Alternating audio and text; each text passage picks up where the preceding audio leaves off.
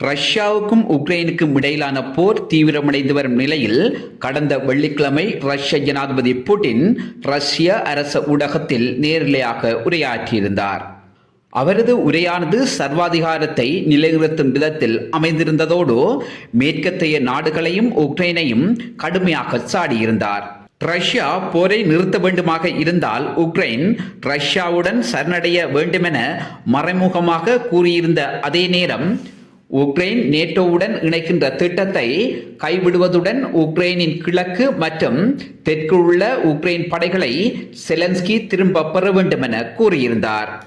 அந்த நிலையில் சுவிட்சர்லாந்தில் நடைபெற்ற அமைதிக்கான சர்வதேச உச்சி மாநாட்டில் கலந்து கொண்டு உரையாற்றிய பிரான்ஸ் ஜனாதிபதி இமானுவேல் மைக்ரோன் உக்ரைனுக்கு எதிராக ரஷ்யா நடத்தி வரும் போரில் ஒரு நிலையான அமைதியை நிலைநாட்டுவதற்கு நாம் அனைவரும் உறுதி பூண்டுள்ளோம். ஆனால் உக்ரைன் ரஷ்யாவிடம் சரணடைய வேண்டுமென ரஷ்ய ஜனாதிபதி புட்டின் கூறிய விடயம் நிறைவேற அனுமதிக்க முடியாதென தெரிவித்தார்.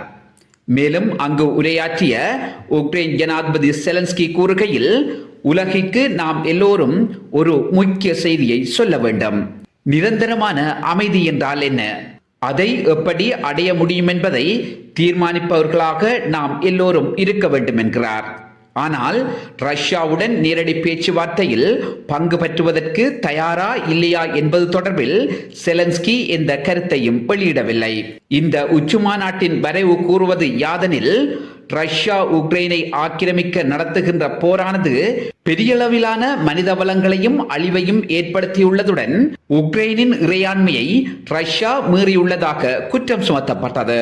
அங்கு ஊடகங்களுக்கு கருத்து தெரிவித்த பின்லாந்து ஜனாதிபதி அலெக்சாண்டர் ஸ்டெப் கூறுகையில், உக்ரைனில் அமைதியை கொண்டு வருவதற்கு சீனா பெரும் பங்காற்ற வேண்டும் என வலியுறுத்தினார். இதேவேளை அமெரிக்க துணை ஜனாதிபதி கமலா ஹாரிஸ் தெரிவிக்கையில், ரஷ்ய ஜனாதிபதி புட்டின் அமைதியை நிலைநாட்ட விரும்பவில்லை, தொடர்ந்தும் உக்ரைனில் போர் நடைபெற வேண்டும் என்பதே புட்டினின் நிலைப்பாடு என தெரிவித்தார். கமலா ஹாரிஸ் கூறியதையே ஜெர்மனும் கூறியிருந்தது முக்கிய அம்சமாக பார்க்கப்படுகிறது. இருப்பினும் பொதுப்படையாக உள்ள நாடுகள் ரஷ்யாவுக்கு போரை முடிவுக்கு கொண்டு வருவதற்கான அழுத்தத்தை கொடுக்க வேண்டும் எனவும் முக்கிய தீர்மானம் எடுக்கப்பட்டது. சவுதி வெளியுறவு அமைச்சர் ஃபைசல் பின் ஃபர்கான் அல் சவுத் கூறுகையில், போரை முடிவுக்கு கொண்டு வர வேண்டுமாக இருந்தால் ரஷ்யா ஒரு சமரச பேச்சுவார்த்தைக்கு வருவதற்கு தயாராக உள்ளதா எனும் கேள்வியை எழுப்பினார். ரஷ்யாவும் உக்ரைனும் தொடர்ந்து போரை நடத்துவதன் மூலம் எந்தவிதமான பலன்களையும் பெற முடியாது என்கின்றார் Ursula von der லெயன். Russia Ukraine மீது மேற்கொண்ட படையெடுப்பு என்பது படுகொலை மற்றும் பேரழிவின் பயங்கரமான காட்சி என சித்தரித்தார் கனேடிய பிரதமர் ஜஸ்டின் ட்ரூடோ. ஒட்டுமொத்தத்தில் ரஷ்யா உக்ரைன் மீது தொடுக்கின்ற போரை நிறுத்த வேண்டும் என்பதே சுவிட்சர்லாந்தில் நடைபெற்ற மாநாடு உணர்த்துகின்ற செய்தியாகும்.